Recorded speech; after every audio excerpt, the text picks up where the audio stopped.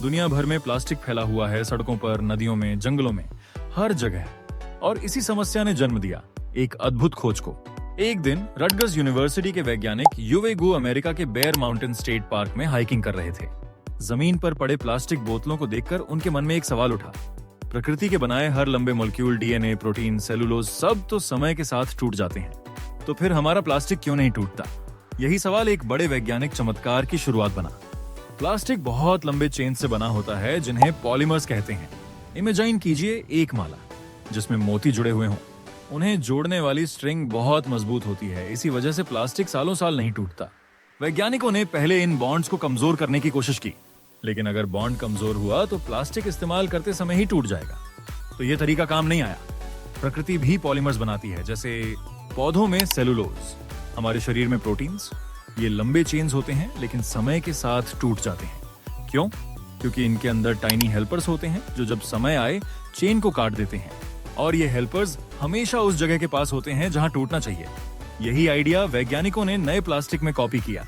उन्होंने polymer chain को ऐसे फोल्ड किया कि हेल्पर्स ठीक उसी जगह बैठे जहां टूटना चाहिए, और नतीजा एक ऐसा प्लास्टिक जो जरूरत पड़ने पर खुद ही टूट जाता है। अब सवाल ये है कि क्या हम तय कर सकते हैं कि प्लास्टिक कितनी जल्दी टूटे?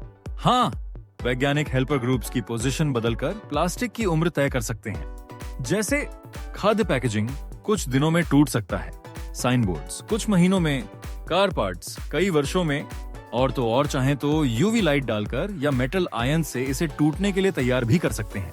जस्ट इमेजिन, एक बोतल काम खत्म होने के बाद यूवी लाइट में 2 मिनट रख दी जाए और फिर कुछ दिनों में वो प्रकृति की तरह पूरी तरह गायब। क्या ये सुरक्षित है? अब तक के टेस्ट बताते हैं कि टूटने के बाद बचा मटेरियल टॉक्सिक नहीं है, लेकिन साइंटिस्ट्स और टेस्ट कर रहे हैं ताकि 100% सुनिश्चित हो सके। क्यों है ये खोज बेहद महत्वपूर्ण? अगर यह प्लास्टिक दुनिया में इस्तेमाल होना शुरू हो जाए तो समुद्र और जमीन दोनों में प्लास्टिक कचरा बहुत कम होगा। पैकेजिंग उपयोग के बाद गायब हो जाएगी। मेडिकल कैप्सूल सही समय पर दवा छोड़ेंगे और भविष्य में और भी नेचर लाइक स्मार्ट मटेरियल्स बनेंगे।